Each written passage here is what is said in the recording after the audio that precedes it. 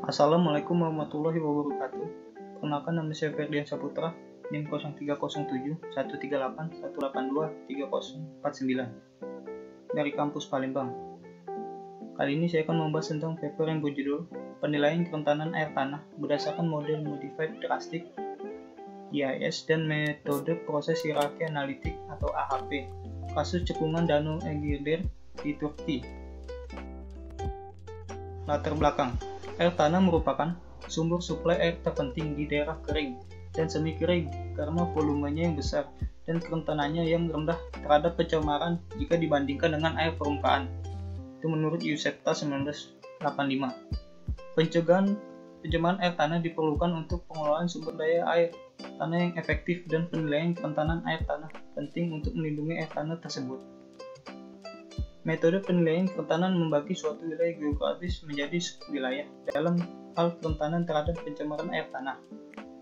Pada dasarnya, studi ini bertujuan untuk membuat peta kerentanan wilayah studi dengan metode drastik yang sudah dikenal.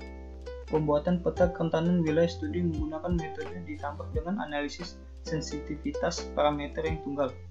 Pembuatan peta kerentanan wilayah studi menggunakan metode drastik dan metode proses hierarki analitik atau AHP.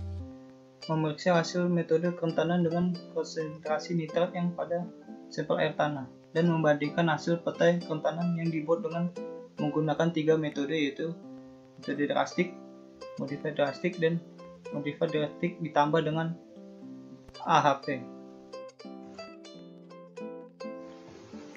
Yang kedua, data yang dikumpulkan. Analisis kerentanan menggunakan drastik.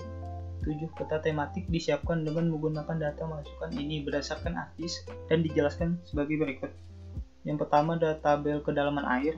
Ini merupakan faktor penting karena menentukan kedalaman beban yang harus dilalui kontaminen sebelum mencapai ke permukaan air.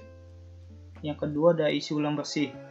Isi ulang bersih mewakili jumlah air yang diterapkan ke permukaan tanah melalui jumlah curah hujan dan infiltrasi ke akuifer. Yang ketiga, ada media akuifer, yaitu air tanah yang nasib kontamina dan pemodel transportasi merupakan komponen penting dari sebagian besar studi remediasi akuifer. Yang keempat, ada media tanah, berupa jenis penutupan tanah yang tidak berdampak pada akuifer dan mengontrol pergerakan kontaminan di zona vadose, yaitu zona tak jenuh, dan membuat parameter ini cukup penting dalam menentukan kerentanan akuifer.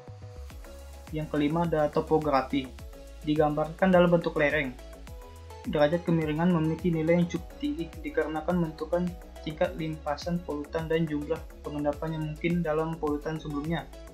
Yang keenam, dampak zona vadose memiliki peran penting dalam populasi curah hujan dan air permukaan. Yang ketujuh, konduktivitas hidrolik adalah kemampuan dari formasi akuifer untuk menyalurkan air.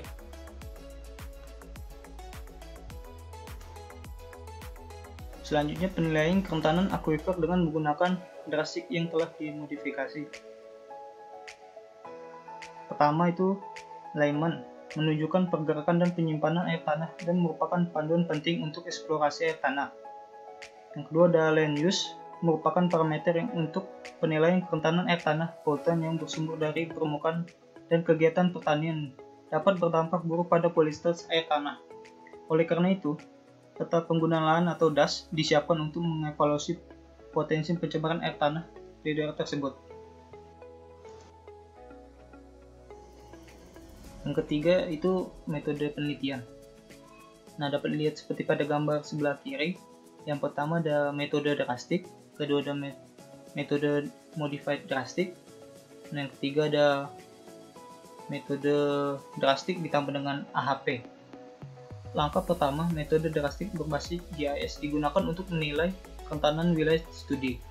Metode drastik didasarkan pada konsep pengaturan hidrologis, yaitu sebagai deskripsi gabungan dari semua faktor geologi dan hidrologi utama yang mempengaruhi dan mengendalikan pergerakan air tanah ke dalam dan keluar area tersebut.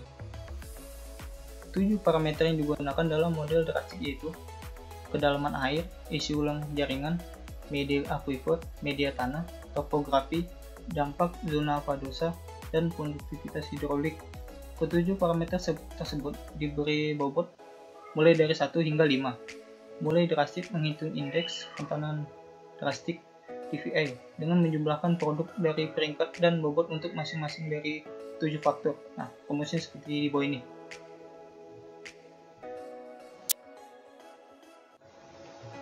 Pada langkah kedua, Lyman dan Linus ditambahkan ke parameter metode drastik. Peta kerentanan kedua wilayah studi disiapkan dengan menggunakan metode modified drastik dan teknis GIS yang telah disebutkan sebelumnya. Pengaruh parameter ini ditentukan dengan analisis sensitivitas parameter tunggal yang dirancang untuk membandingkan bobot teoritis dengan bobot efektif. Bobot efektif adalah fungsi nilai parameter tunggal yang berkaitan dengan parameter lain, serta bobot yang diberikan oleh media modified drastis. Bobot efektif parameter dihitung menggunakan persamaan berikut. W sama dengan dalam kurung PR dikali PW dibagi dVi kali 100. Pada langkah ketiga, metode proses hierarki analisis atau AHP digunakan untuk menentukan koefisien dari setiap parameter di metode modified drastik. Proses ini telah digunakan untuk menghitung peringkat dan bobot semua faktor bobot awal yang mempartisipasi dalam menilai persamaan kerentanan. TVI ketiga dihitung menggunakan rating baru dan nilai bobot untuk masing-masing dari 9 parameter, dan peta kerentanan baru disiapkan menggunakan parameter modified drastik dan metode AHP dengan teknis GIS yang telah disebutkan sebelumnya. AHP dapat berfungsi untuk mempertimbangkan masalah rumit yang melibatkan beberapa tujuan yang terkait. Bobot spesifik kriteria yang ditetapkan dengan kepentingan dan kesesuaiannya. Terakhir, peta kerentanan yang telah disiapkan divalidasi menggunakan data hidrokimia dan kejadian nitrat aktual di akuifer.